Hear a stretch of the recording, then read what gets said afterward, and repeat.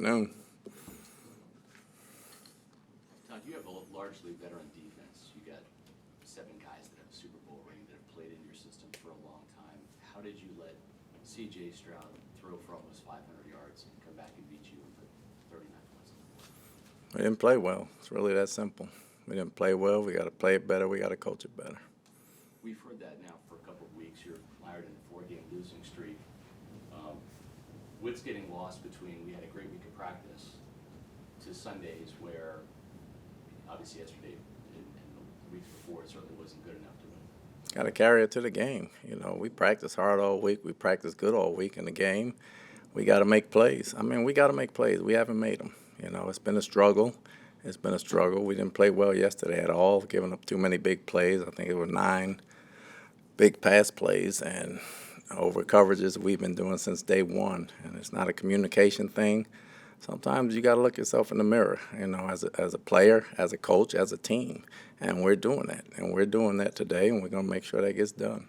Todd, the defense was a big part of why you were 3-1, holding the Saints to single digits. But in these last 4, literally giving up the most passing yards in the NFL, 72% completion, only 1 pick in those 4 games. Is there something you can point to for why things changed as drastically as they did in the wrong direction? Nothing specifically.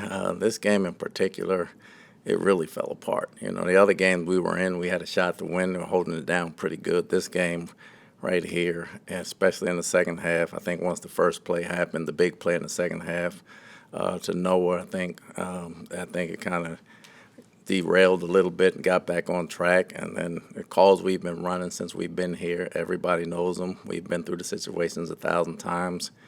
We got to coach it better. Evidently, we got to play it better. With some of the big plays that were allowed, is it more of an alignment issue or vision issue that you said about the zone, or is it just execution? All of it comes under execution, and it all falls under that. And it's all things that we've done 1,000,000 times. So we got to play it better, and evidently we got to coach it better. Todd, in a pre-production meeting with Mark Schlereth before the Falcons game, you told Mark that you guys played man coverage pretty well. You don't play zone very well, yet you're playing a lot of zone, especially in that last series.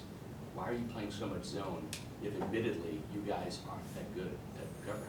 Last series, you're going to play zone when the game is on the line so the clock can run out. You're not going to sit there and play man and give them a chance to throw a fade.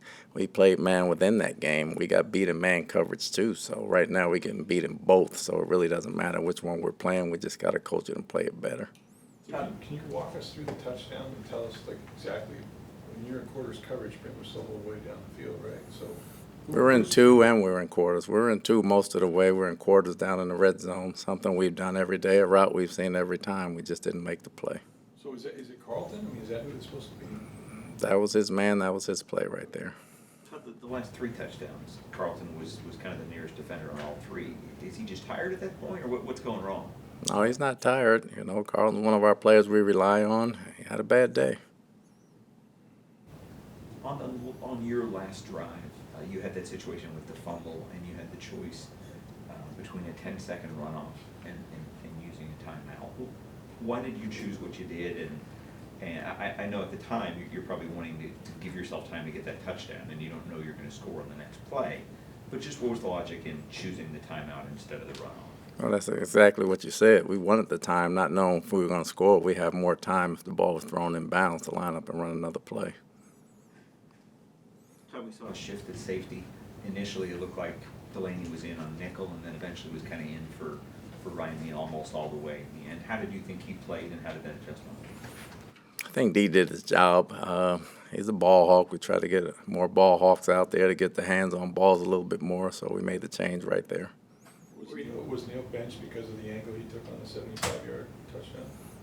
It was part of the play, but Delaney plays back better than Ryan does. Ryan probably plays better in the box than D does.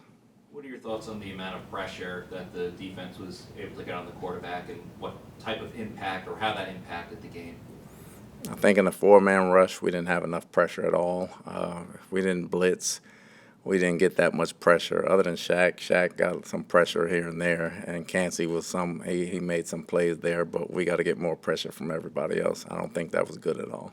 Todd, in picking up on that topic, you guys blitzed 10 times on a 24 dropbacks in the first half. Texans only scored 10 points in the second half. And 20 dropbacks from Stroud. You blitzed only 3 times. They got 29. Well, some of the dropbacks, we had the lead and it was late. We blitzed in the third quarter and it burned us, so we went back to playing some more zone.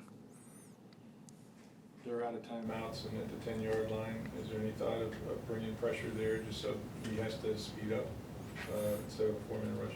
There's a lot of thought, and usually that's the type of person I am, but with the way we were playing and some certain guys in different situations, you didn't want to do it. Todd, what are you guys doing well defensively right now? Good question. They're playing hard. Communication is not very good. The coverage has not been very good from a zone concept. Understanding from taking it from the game to practice or practice to the game has not been there. The effort's there. They want to win. You know, they work hard. They understand what to do. Coach communication, the player has been there all the way throughout. We just got to play better. We got to coach better, and we got to play better on Sunday. And we understand that. And the last 4 weeks, we have not whatsoever. And we own that, and we got to look in the mirror. Coaches got to look in the mirror. Players got to look in the mirror. We're one game out of first place. We haven't won, and it feels like quite a while, and it's probably been quite a while. And we got to do it better. But we have nobody coming to save us, and we got to stay together in this building. We got to go out and work, and we got to put it on paper on Sunday. How disappointing is it to have that defensive collapse on a day where your offense scores 37 points, and points have been so hard to come by on that side of the ball? It's very disappointing, especially since they've been keeping us in games the past couple of weeks. But yesterday it fell apart, and the offense turned to play well, and the defense didn't play well. We got to play well together. You had talked before the season about considering letting Larry or letting Casey call some defensive plays that tried in the preseason. If you were looking for a spark or a change defensively, is that something you would consider, or do you think that's not the answer? I consider it all the time, but it's not the answer to the problems we have. So when there's communication problems out there on the field, again, a lot of these guys have played together now. Coach, That's very true. what is going wrong in terms of communication? Can you dissect that for us? What's not happening in terms of communication? Run us through an example. You know, it's really not all communication. Some people just busting, and and it's just as simple as that. And we're saying communication, and we're putting a bow on it, but certain people got to play better. It's really that simple. It's not even a communication issue for the most part, and it wasn't yesterday. And so we just got to play better. And we can say it's communication all we want. Some things don't even require communication. It requires playing better and things they've done a million times, and they just got to do it. We've talked a couple times about third and long as a trouble spot on defense, and they only had 3 third-down conversions yesterday, but all 3 were on 3rd and 10 or longer. You guys are giving up 40% conversions on 3rd and 10 or longer. No other team in the NFL is giving up more than 28%. Is that just more of the same, or why does that continue to be a kind of a weak spot defensively? Well, some of it, the pass rush got to get there too. When you're playing zone coverage and even man coverage, if you don't get the pass rush, the coverage isn't going to be as good, and vice versa. And then some of it is tackling the screens. They had a screen backed up yesterday that we had tackles and angles on that we did not make. If you could single out one thing, I know we talked about the coverage, but in general, is the consistent or lack of consistent 4-man pressure the difference for you guys this year? It just hasn't been there consistently.